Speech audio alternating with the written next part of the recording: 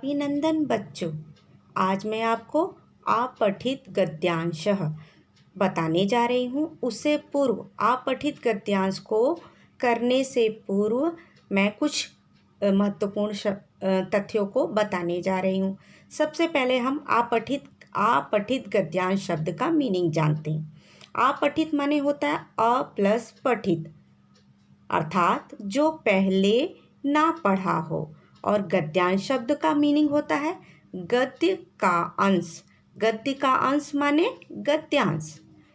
अपठित गद्यांश, इसका अर्थ क्या हो जाएगा? गद्य का वह भाग जो पहले नहीं पढ़ा है।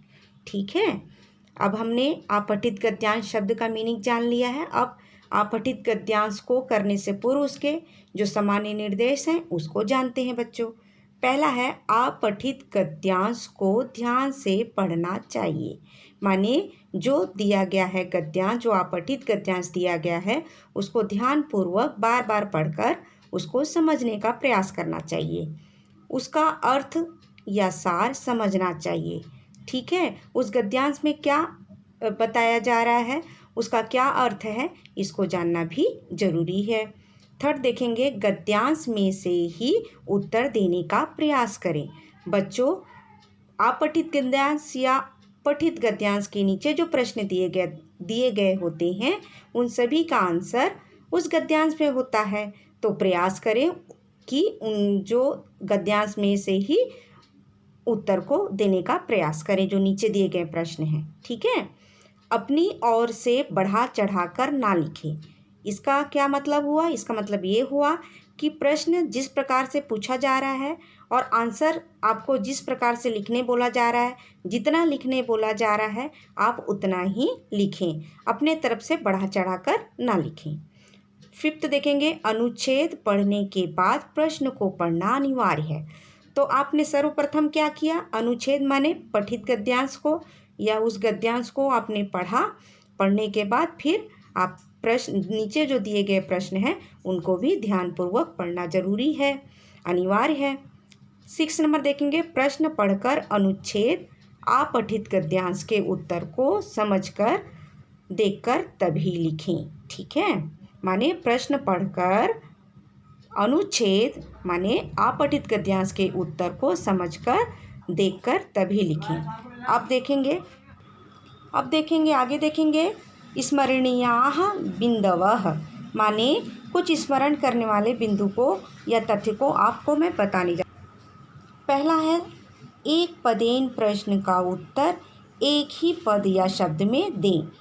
दूसरा है, पूर्ण वाक्य के उत्तर पूर्ण वाक्य में दें। माने आपको फुल सेंटेंस में आंसर लिखने के लिए कहा जा रहा है तो फुल सेंटेंस में आपको लिखना है। एक पदेन माने एक शब्द में आंसर देने के लिए कहा जा रहा है तो एक शब्द में ही आंसर दें। थर्ड देखेंगे, वाक्य सरल हो और जितनी आवश्यकता हो उतना ही उत्तर दें। बच्चों, अभी मैंने आपको अपठित गद्यांश बताने से पूर्व कुछ सामान्य निर्देश बताएं जिनका आपको जानना बहुत ज़रूरी है।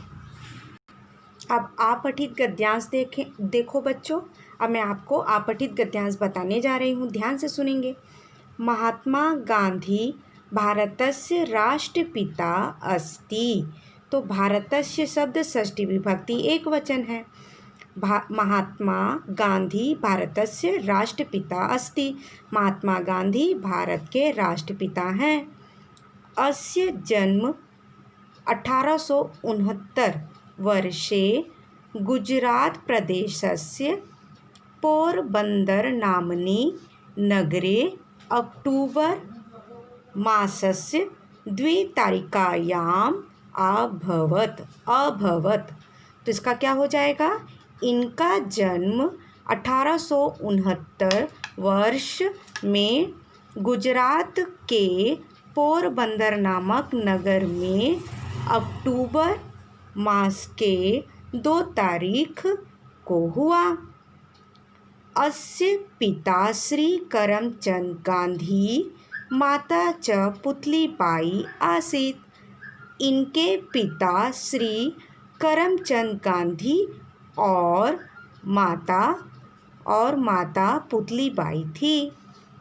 अस्य बालकालस्य नाम मोहनदास करमचंद गांधी आसीत्। इनके बाल्यकाल का नाम मोहनदास करमचंद गांधी था।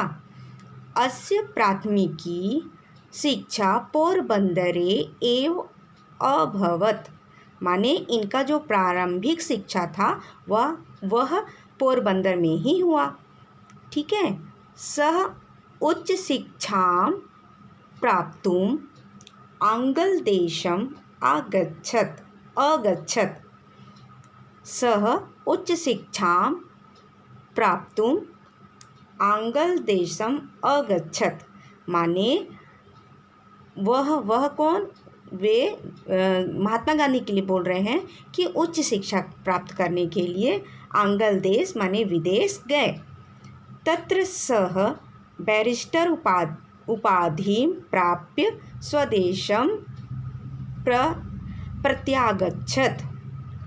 तत्र माने वहाँ ये अव्यय शब्द है बच्चों, तत्र, तो वहाँ वे बैरिस्टर की उपाधि प्राप्त कर स्वदेश वापिस आ गए। अब है एक पदेन उत्तरत। इसमें सबसे पहला क्वेश्चन है भारतस्य राष्ट्रपिता कः अस्ति। भारत के राष्ट्रपिता कौन है? आंसर हो जाएगा महात्मा गांधी। महात्मा गांधीनः जन्म कुत्र अभवत। महात्मा गांधी का जन्म कहाँ हुआ? तो आंसर होगा पोरबंदर नामनी नगरे, पोरबंदर नामक नगर में। थर्ड देखेंगे, महात्मा गांधीनः पितुः नाम किम आसीत्। महात्मा गांधी के पिता का क्या नाम था? तो आंसर हो जाएगा श्री करमचंद गांधी। फोर्थ देखेंगे, महात्मा गांधीनः प्राथमिकी शिक्षा कुत्र अभवत। महात्मा गांधी का प्राथमिक शिक्षा कहाँ हुआ? तो आंसर होगा पोरबंदरे। नेक्स्ट देखेंगे बच्चों, पूर्ण वाक्येन उत्तरत, माने आपको आप पूरे वाक्य में उत्तर को देना है। क्वेश्चन है महात्मा गांधी उच्च शिक्षाए कुत्र अगच्छत। तो महात्मा गांधी उच्च शिक्षा के लिए कहाँ गए? तो आंसर हो जाएगा महात्मा गांधी उच्च शिक्षाए आंग्ल देशम आगच्छत। महात्मा गांधी उच्च शिक्षा के लिए आंग्ल देश गए, विदेश गए उच्च शिक्षा के लिए। अब देखेंगे थर्ड, यथा निर्देशम उत्तरत, माने निर्देश के अनुसार आपको उत्तर लिखना है।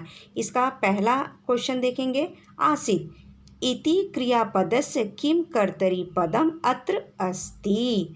तो यह आसीत् शब्द बच्चों क्रियापद है, तो इस क्रियापद का कर्ता पद क्या है यहाँ पूछा जा रहा है। तो आंसर हो जाएगा मोहनदास करमचंद गांधी। नेक्स्ट देखेंगे, प्राथमिकी इति विशेषण पदस्य किम विशेष पदम अत्र प्रयुक्तम। तो ये प्राथमिकी शब्द विशेषण शब्द है। विशेषण क्या होता है? संज्ञा या सर्वनाम या विशेष की विशेषता बतलाने वाले शब्द को विशेषण कहते हैं। और विशेष किसे कहते हैं बच्चों? जिसकी विशेषता बतलाई जाए उसको विशेष कहते हैं। तो प्राथमिकी विशेषण है, इसकी विशेष क्या हो जाएगा? शिक्षा। इसका आंसर क्या हो जाएगा? शिक्षा। अब देखेंगे थर्ड, अस्य जन्म पोरबंदरे एव अभवत। अस्मिन् वाक्ये किम अव्ययपदम प्रयुक्तम। अब आपके गद्यांश से ही एक छोटा सा सेंटेंस देकर पूछ रहे हैं कि इस सेंटेंस में अव्यय शब्द क्या है। तो अव्यय शब्द क्या होगा? एव। इसका आंसर हो जाएगा एव। एव अव्यय शब्द है और इसका मीनिंग होता है ही। ये आंसर है आपका। नेक्स्ट देखेंगे, आगच्छत अस्य किम विलोम पदम अनुच्छेदे वर्तते। तो यहाँ पर बच्चों आगच्छत माने आने के लिए कहा जा रहा है। तो इसका विलोम शब्द गद्यांश में हम क्या देख रहे हैं? अगच्छत माने गया। आगच्छत माने होता है आना और अगच्छत माने होता है गया। तो इस प्रकार बच्चों मैंने आपको एक अपठित गद्यांश देकर उसके सारे प्रश्नों के आंसर को बताया है, समझाया है। आशा करती हूँ कि ये अपठित गद्यांश आपको समझ में आ गई होगी।